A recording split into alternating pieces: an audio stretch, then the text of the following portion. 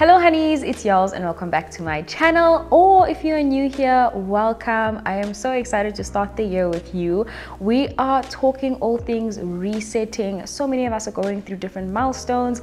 Fez just started school, by the way. You might be starting a new grade, you might be starting your first year at university or a new job, for instance, and I think it's so necessary to take time out and actually reset. Funny thing is, for children, how beautiful is it that when they start a new grade or they start school from scratch, they have us as parents to actually walk with them through that road. That is like therapy for them, and we are so anti-therapy, but I think it's so necessary to do a bit of self-therapy by resetting and just ushering ourselves, our bodies, our minds, all of us into, and by all of us I mean all of me, all that is within me, to really get us started for the year. Preparation is so important, and I also think a level of preparation creates a level of certainty. Nobody wants the unknown. In fact, if you know, I've become anxious for the past 2 years. I never suffered from anxiety, but it's only preparation that has helped me create a level of certainty for me. And I found that this reset routine that I want to share with you has helped me cope better with life as it throws things left and right, and we'll get straight into that right after this. If you do enjoy this kind of content, you know what to do. Give this video a massive thumbs up, comment down below and let me know any tips that you have that you do beginning of the year to truly reset your life, reset your habits, change a few things here and there. And of course, don't forget to subscribe if you haven't already. I'm so excited for this video. Let's get straight into it.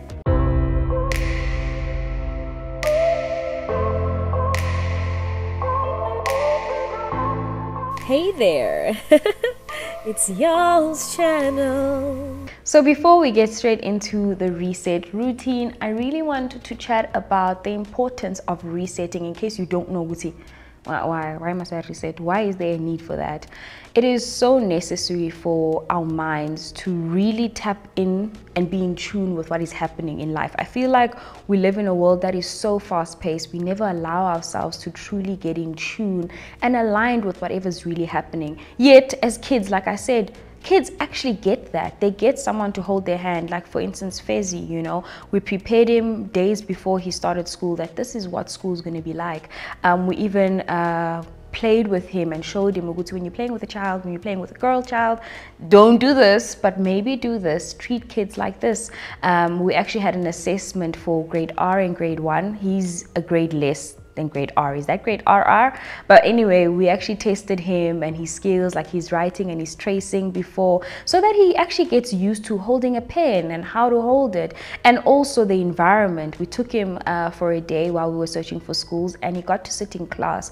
But I think it's so important now more than ever in a world that is so fast. Things are constantly happening, for our minds to catch up with what's happening. So for him, when he got to school, in reality, day 1, he actually left us. We like, bye! And I'm all like, oh, my baby's having his first day. He was like, bye, mommy, bye, daddy, cheers, bye. Went into class, did his thing. And that's just because preparation really creates a good foundation for the different pillars that we have to face in life, you know. It creates a really strong foundation, and that's why resetting is so important. Also, we're all doing the Daniel fast. By all, I mean everyone who's doing it. If you're not doing it, it's okay.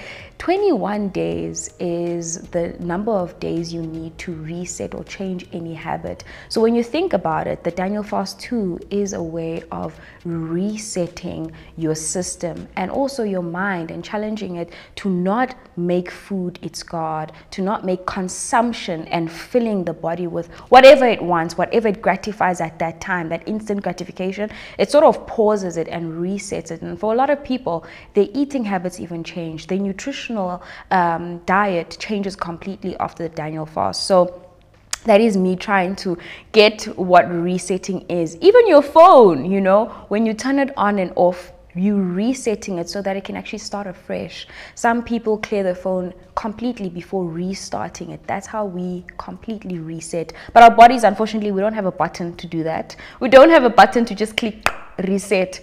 But we can do certain things to allow our bodies to reset. Start off by decluttering and clearing out the noise, clearing out the nonsense inside of it, and then getting into a place where you can make clear and rational decisions. So that's what I want to get into today.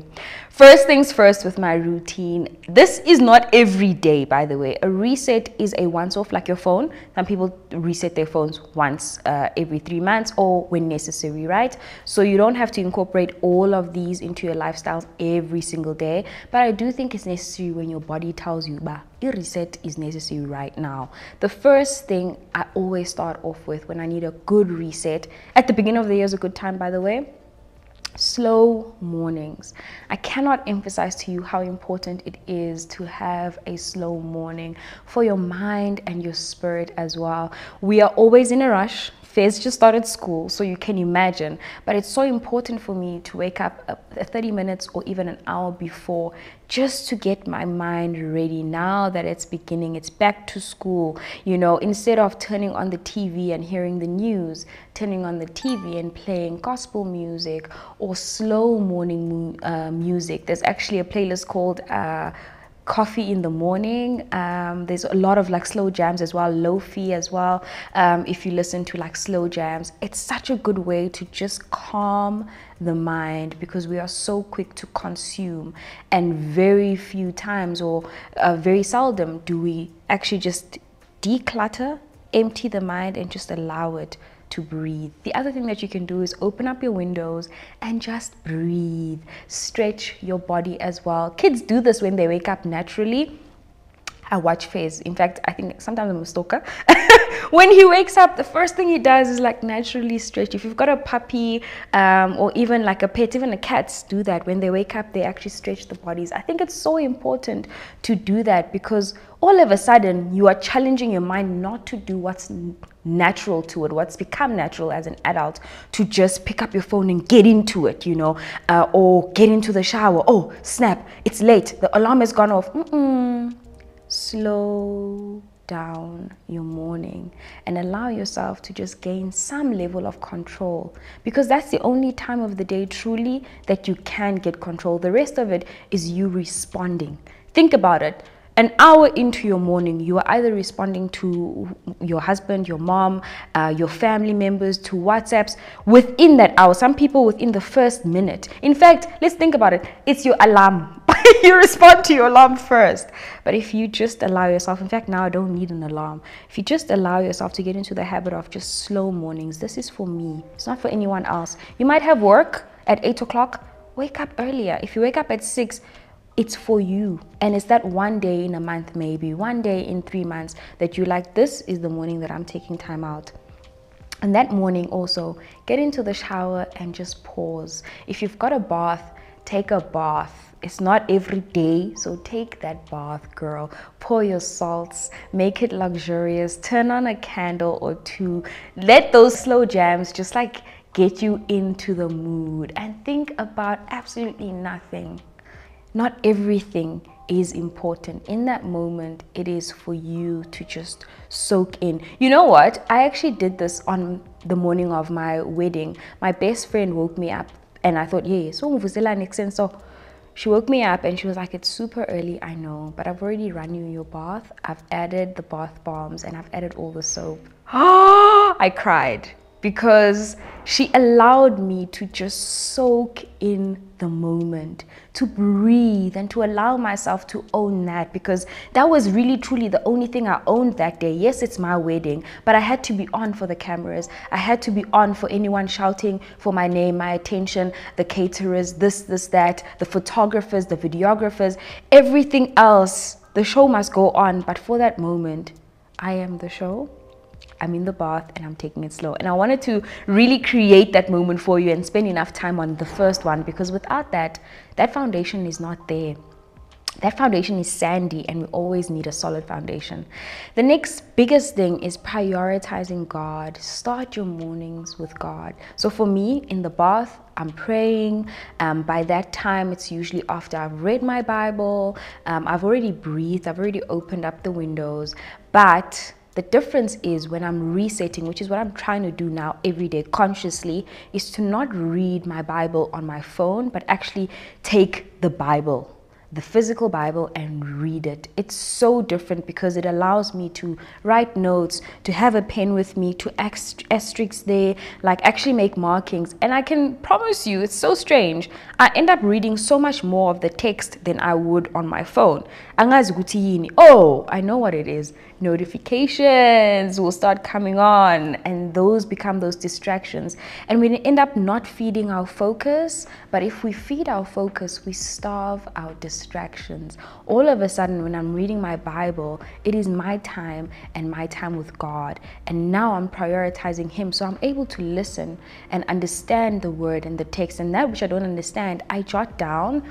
That which He's telling me, I can write down. If I'm hearing Wuti, focus on this book, you're reading Hebrews 2, but actually go back to chapter 1, read the whole book, study this for the month, those kind of things. Or all of a sudden text becomes so alive to me because I'm reading it right then and right now in the physical Bible, and actually understanding it for what it is without the distractions. So that's one of the things that I'm incorporating and trying to do it intentionally every single day. Then there's also setting a gratitude list. So usually by the time I've read my Bible, I've showered, I'm done, and I'm ready for the day, I go straight into my to-do list. But resetting, I have started actually writing down my gratitude list. It is so important to understand what we have and be grateful for what we have before we try and look for what requires more and more of us and what we don't have. And a to-do list is usually that. It's our goals. What am I supposed to do for the day? What is required of me? It all takes. But actually, when you look at your gratitude list, you understand what you already have, and what you need in that moment is not any more important. Is not important at all compared to the things that you do have. So even in your prayer time, you can look back at your gratitude list and actually say, Lord, thank you.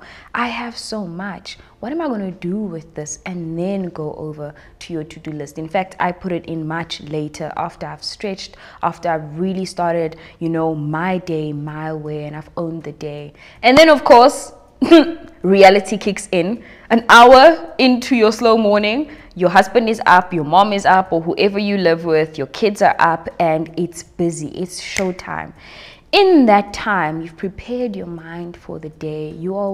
Trust me, you're going to be better at your responses. Your anger levels are going to change. And most importantly for me, which is why I started doing this, I was healing. My anxiety was so much more eased. I had so much less anxiety into my day, so much more power in a sense of what I knew I had control over and what I didn't, while I'm doing now my to-do list. Because I've done my gratitude list, now it's back to reality. When I'm doing my to-do list, all of a sudden I'm like, oh, I can control this, I can control that. While I'm waiting for this, and this is pending, that answer and that request is waiting, my anxiety is eased. I don't feel the urgency. That sense of urgency is no longer there. That anxiety is now no longer having any power over me. Instead, I have power over my day. So it's really important also in that time, while you're writing your to-do list, to understand, yes, I know what I can control, but then what I can't, surrender it to God. Take it off and give it to God. There are things where I literally asterisk, and I know, Wuti, that's my notes there saying, Lord, this is for you to take care of. I don't know. Is Fez going to be accepted in another school, at the school that we want? I don't know. Are we going to make it for this month? Yes, we are, because I've already budgeted. That I can control. Is this campaign going to happen? I really, really want it. I don't know, but maybe I can follow up. Lord, I give this to you. If it is in your will for me to do this, I believe it aligns with my brand. It aligns with what I believe and my values. It's in your hands now. And then while you're doing your to-do list, most likely the phone. By now, you are itching to look at your phone if you haven't already. By now, an email has come in or two. It is in that moment when you need to realize that anyone else's emergency is not for you.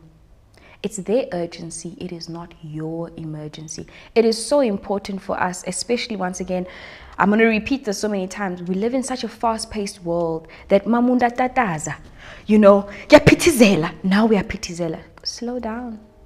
You've got control of what you can control. That is your urgency. That is not my emergency. I'm not going to take that on for me. Keep that on your side. So if somebody is saying, Yolz, you haven't answered your email in 2 days, I sent you this. Instead of Guti Upinze now email it, oh, I'm so sorry. Thank you for your patience. No. They are waiting for you. Things can wait. And that's why I always go back to that thing, slow mornings. You understand then and there when you're in your bath and you've shut everyone else out, literally, that things can wait. So that unanswered text, you can respond to it. You can thank the person. You don't apologize for their emergency. No. It was for them, right? You thank them for being patient. Yes, that's nice to do. And then, of course, the emails as well. You're courteous. And you are probably going to respond so much better with a more rational mind anyway. So, good, right? Like, actually, I'm going into this year with that mentality. If not for you, for me, you know. Always remember that that's their emergency and not your urgency. And then lastly, write things down. Throughout your day, you will be getting things dropped in your spirit. I believe that God is always talking to us. So I always have a little notebook. And wherever I'm going, I know, Guti, even in my car, even here in studio, I was grabbing so many different notebooks. But it's so amazing that when something drops, whether it's an idea or a little vision that you're seeing, to write it down, you know. So many of us are in the content creation space and we do reach a writer's block. I reached for that book where I had a simple idea. I actually had this reset routine back last year and I created it, but yours wasn't back on YouTube, right? So what do I do now? I'm back on YouTube now. I've prepared, I've laid the foundation for myself. So now I go back to my notebooks where I wrote it down and I'm like, oh, okay, cool. Let's actually share this with my audience. And I want to leave you with this. It's okay wherever you are in life, as long as you know where you are and you can mentally prepare yourself for whatever season you're going into. Kuzolunga. That is truly what I want to leave you with. And reset, change those habits that you know you need to change. Take the time to do so. Shut the noise, feed the focus, and truly starve every distraction that is taking away from you and not filling your cup. Honeys, I do hope that you've enjoyed this video. If you did, don't forget to give it a massive thumbs up, and of course comment down below any tips you already use in your reset routine that's already either here on my list or something new, because I know for sure someone is always reading the comment section and we all can use a good reset tip. Let me also know if you have a child and they've started new school or they've started anything new in terms of reaching a milestone. Definitely share down below. I would absolutely love to know. And if you're not anywhere there, just let me know if you're going to use any of these tips in my reset routine. I hope you guys did enjoy it, and of course click subscribe, because why? We are on the road to 100K. I am so excited. It is absolutely free. Just click the subscribe button and join the Yolz channel family. I love you guys so much. Bye. It's Yolz.